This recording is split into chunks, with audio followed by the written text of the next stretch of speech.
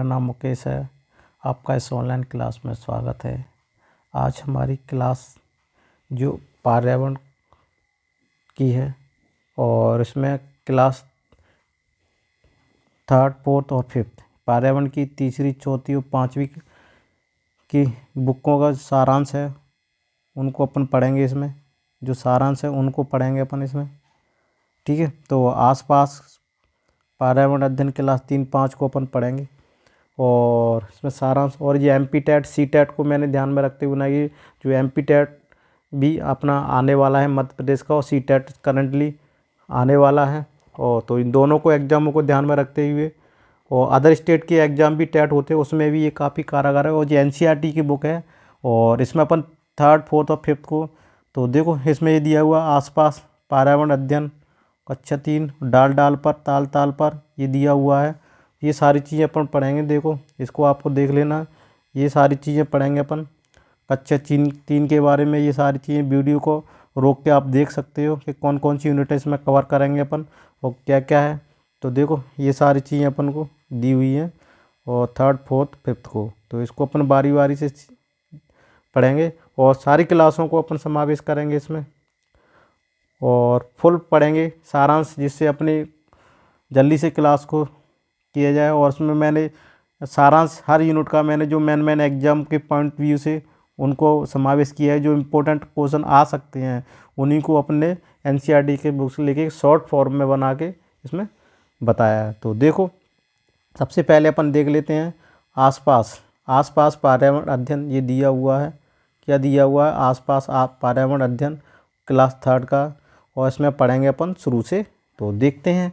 सबसे पहला है, देखो पर्यावरण के अंतर्गत हम अपने आसपास के सभी भौतिक और अभौतिक तत्वों का अध्ययन करेंगे। तो कक्षा यूनिट के हिसाब से है, इसमें यूनिट का नाम नहीं दिया है, सिर्फ कक्षा 3 का दिया है, फर्स्ट यूनिट का ये है लिए। और देखो पर्यावरण के अंतर्गत हम अपने आसपास के सभी भौतिक तत्वों का अध्ययन करेंगे। हम अपने कौन से करेंगे, भौतिक और अभौतिक तत्वों का अध्ययन करेंगे। किसका, भौतिक और अभौतिक तत्वों का। फिर मेन पॉइंट आता है इसका कि देखो ये अगला पॉइंट है कि यहाँ पर ध्यान देने योग्य बातें हैं। यहाँ पर ध्यान देने योग्य बात है, क्या है, यहाँ पर ध्यान देने योग्य बात है कि बालकों का बौद्धिक स्तर काफ़ी कम होता है। ये तो आपने पता होगा, थर्ड क्लास में बालकों का बौद्धिक स्तर क्या होता है, बहुत कम होता है। क्या होता है, बहुत कम होता है, काफ़ी स्तर कम होता है। इसलिए प्राथमिक स्तर पर, इसलिए हम केंचुआ को किसी वर्ग में न रखकर, केंचुआ को क्या है, किसी वर्ग में वर्गीकृत न कर जानवर शब्द का प्रयोग कर रहे हैं। केंचुआ के लिए कौन सा शब्द यूज कर रहे हैं, जानवर, किसी वर्ग में न वर्गीकृत करके, क्योंकि क्या होता है, बालकों की बौद्धिक स्तर काफ़ी कम होता है। तो इसलिए केंचुआ एक जंतु प्राणी है, क्या है, इसलिए जानवर शब्द का प्रयोग किया गया है केंचुए के लिए। केंचुआ एक जंतु प्राणी है और जिसके पाँव नहीं होते हैं वह रेंगता है। क्या करता है, रेंगता है। कछुआ क्या होता है, एक जंतु प्राणी है जिसके पाँव नहीं होते हैं पर वो क्या करता है, रेंगता है। तो ये देखो केंचुआ एक ऐसा जंतु प्राणी है जिसके पाँव नहीं होते हैं पर वो क्या करता है, रेंगता है। क्या करता है, ये रेंगता है। केंचुआ एक ऐसा जंतु है जिनके पाँव नहीं होते पर वो रेंगता है। ये पॉइंट इंपॉर्टेंट नोट करने लायक है। तो देखो केंचुआ एक ऐसा जंतु है, क्या है, जिनके पाँव नहीं होते पर रेंगते हैं। देखो पंचतंत्र में खरगोश और कछुए की कहानी का विस्तार पूर्वक वर्णन किया गया है।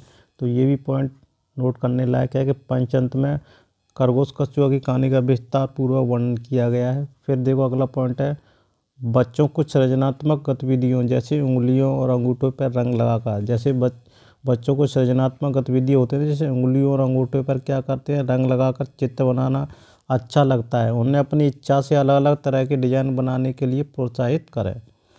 अगला पॉइंट है, बच्चों को सदैव प्रोत्साहित करें कि वे जानवरों को ध्यान से देखें और अपने मन से चित्र बनाएं। देखो बच्चों को क्या करना है, सदैव प्रोत्साहित करना है और वे जानवरों को ध्यान से देखें और अपने मन से चित्र बनाएं। समूह में चित्र बनाने से बच्चों को सहायता की आवश्यकता हो सकती है, इसका हमें ध्यान रखना चाहिए। ये मेन पॉइंट है, इनको आप ध्यान रखना है। और चलते हैं हम अगले। अब देखो जिक्सा, चलो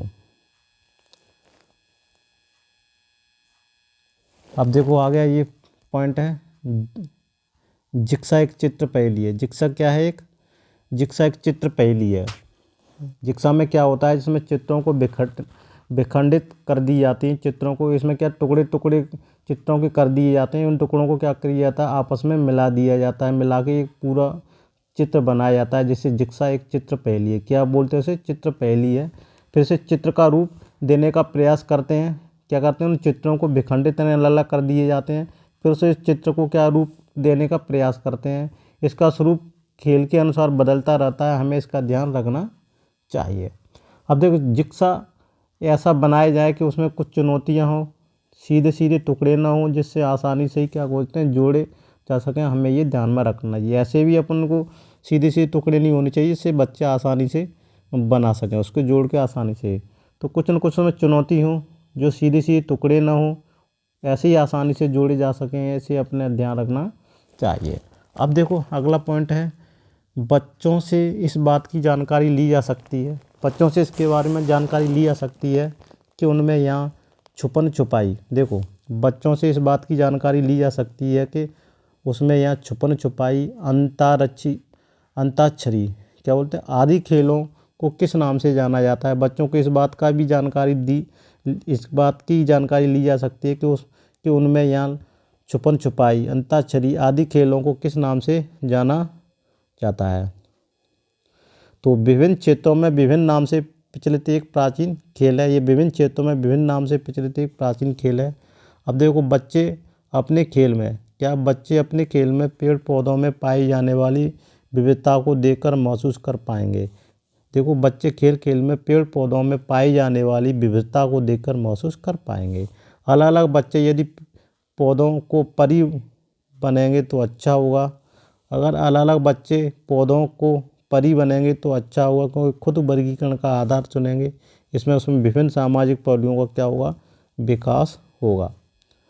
अब फिर चलते हैं, देखो कि बच्चों को कविता अच्छा लगती है, उनने ज़बरदस्ती याद करने को नहीं कहा जाए। अच्छा होगा कि सभी बच्चों को कक्षा में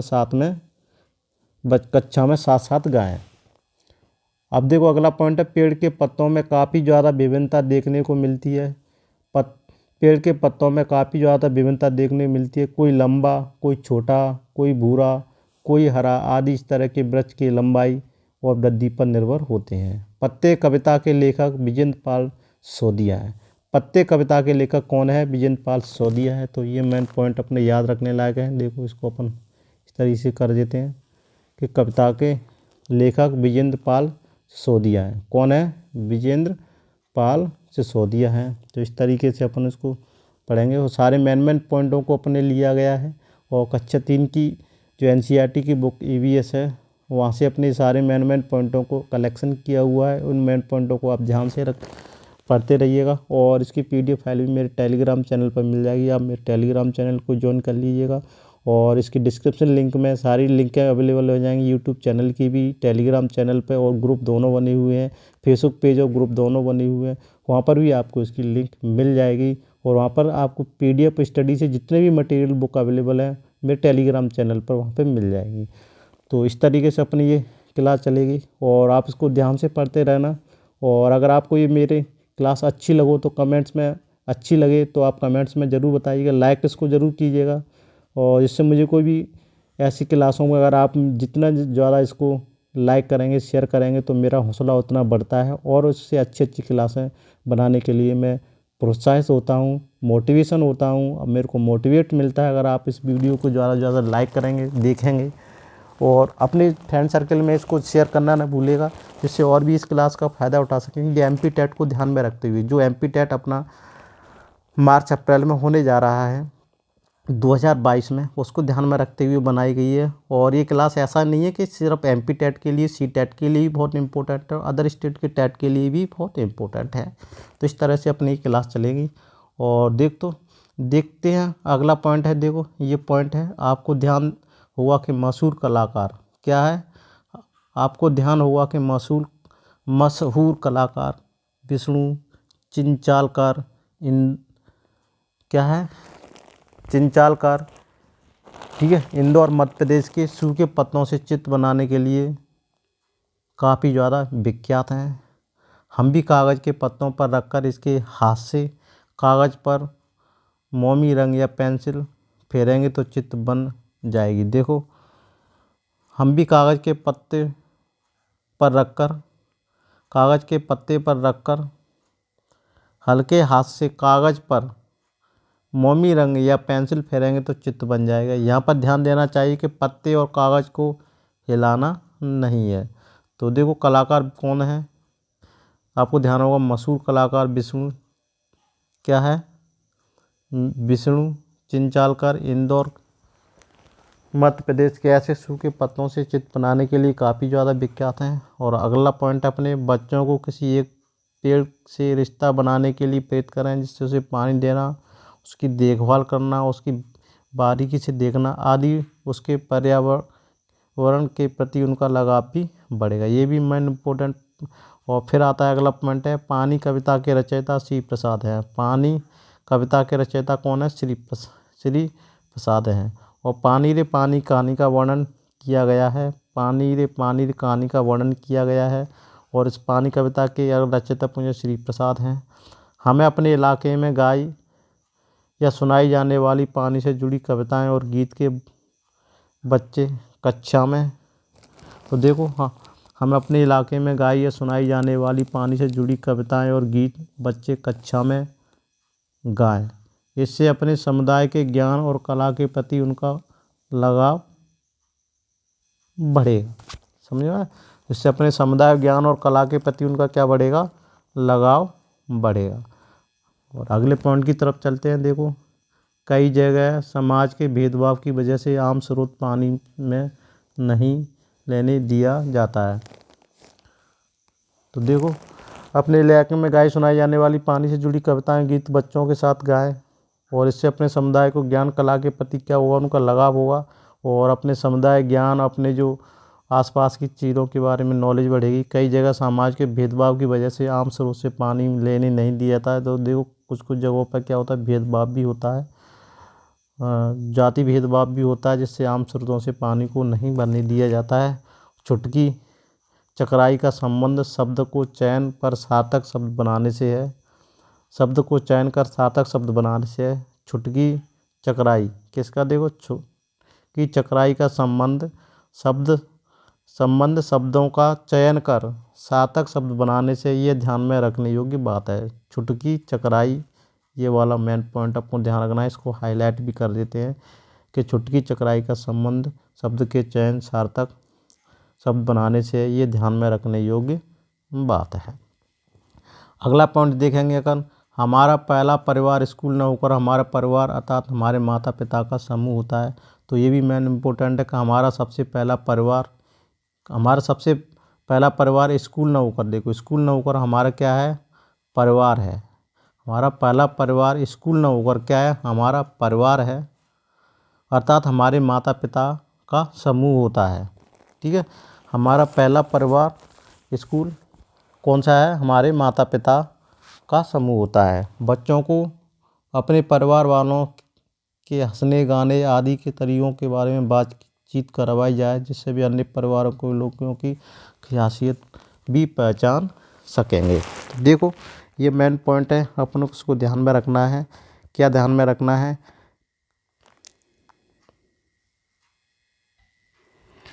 तो देखो, बच्चों से अपने परिवार वालों के हंसने, गाना गाने आदि के तरीकों के बारे में बातचीत करवाई जाए, जिससे वे अपने परिवार के लोगों की खासियत भी पहचान सकेंगे। ये भी ध्यान रखना है।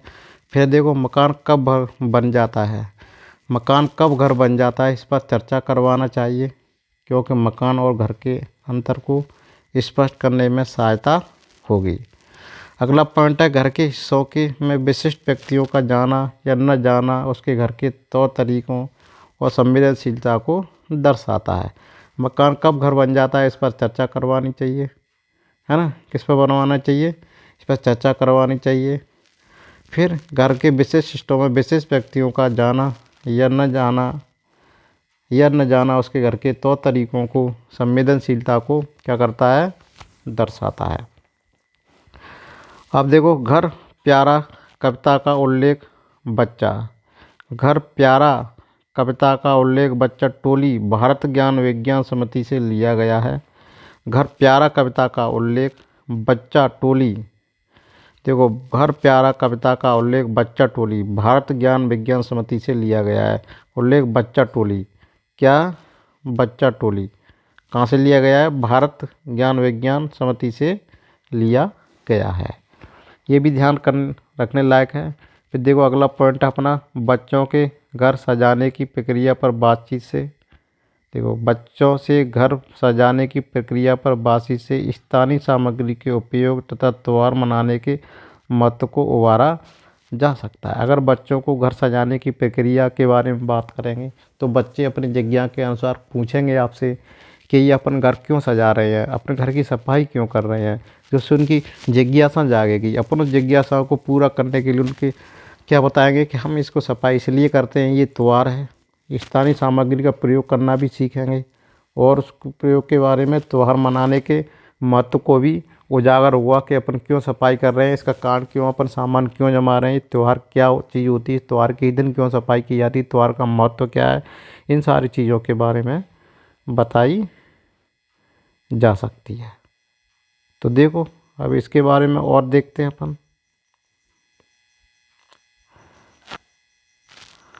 बच्चे में एक खुले माहौल में अपनी बात बेझिझक कहते हैं। देखो, बच्चे एक खुले माहौल में अपनी बात बेझिझक कहते हैं। इसी से दूसरे लोगों के बारे में हमारी समझ बढ़ेगी। बच्चों से संबंध बनाना, ऐसा माहौल बनाना ज़रूरी है कि जहाँ उनकी बात संवेदनशीलता से सुनी जाए।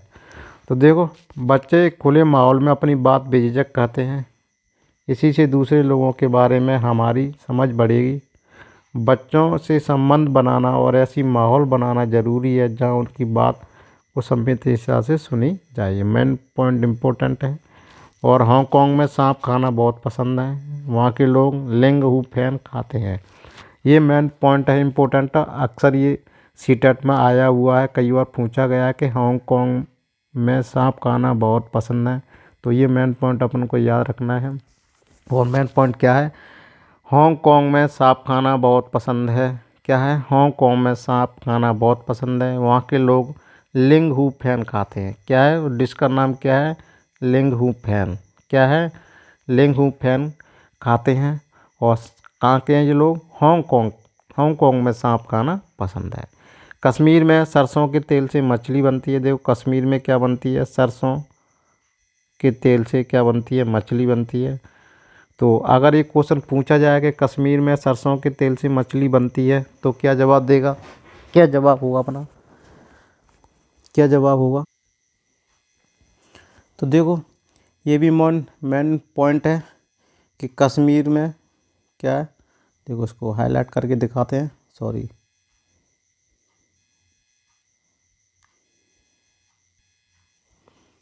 तो देखो इसको हाईलाइट करके सिखाते हैं कि कश्मीर में, देखो ये थोड़ा सा यहाँ, अब देखते हैं। हांगकांग में सांप खाना बहुत पसंद है। हांगकांग में क्या है? सांप खाना बहुत पसंद है। यहाँ के लोग लिंग हू पैन खाते हैं। क्या खाते हैं? लिंग हू पैन खाते हैं। लिंग हू पैन खाते हैं। कश्मीर में सरसों के तेल से मछली बनती है। क्या बनती है कश्मीर में? देखो, ये पॉइंट नोट करने लायक है। कश्मीर में सरसों के तेल से मछली बनती है। अगर ये क्वेश्चन पूछा जाए कश्मीर में मछली कौन से तेल से बनाई जाती है, तो अपना कहेगा सरसों के तेल से। गोवा में नारियल के तेल से मछली बनाई जाती है। गोवा में नारियल के तेल से मछली बन जाती है। तो देखो, अपने ये वीडियो लगभग 19-20 मिनट का हो गया। तो इतनी कम शॉर्ट समय का ही बनाया जाएगा। उससे आगे की क्लास को नेक्स्ट में किया जाएगा। आगे की क्लास इससे नया तो आपको ये क्लास कैसी लगी आप ज़रूर कमेंट्स में बताइएगा, जिससे मेरे को मोटिवेशन मिलता है। अगर आपको अच्छी लगी तो मैं और भी क्लास इसको आगे और भी क्लास बनाऊंगा इस तरह से। तो मेरे यूट्यूब चैनल पर आप नए हैं तो कृपया कर इसको सब्सक्राइब करना ना भूलिएगा। बेल आइकन को ज़रूर पुश कर लीजिएगा, जिससे नोटिफिकेशन आपको मिलता रहेगा। कोई भी क्लास आपसे मिस नहीं होगी। जैसे मेरी क्लास लाइव रहती है या मैं उस पर अपलोड करता हूँ, आपको नोटिफिकेशन के थ्रू पता चल जाएगा कि क्लास आ चुकी है। फेसबुक पेज को भी ज्वाइन कर लीजिएगा, वहाँ की भी मैं लिंक डालता रहता हूँ। टेलीग्राम चैनल को जरूर कर लीजिएगा, वहाँ से आपको PDF फाइल, स्टडी मटेरियल जितने भी मैं आपको पढ़ाता जाता हूँ, नोटिफिकेशन आपको वहाँ भी मिलते रहेंगे। Thank you for watching this video. मिलते हैं नेक्स्ट क्लास में।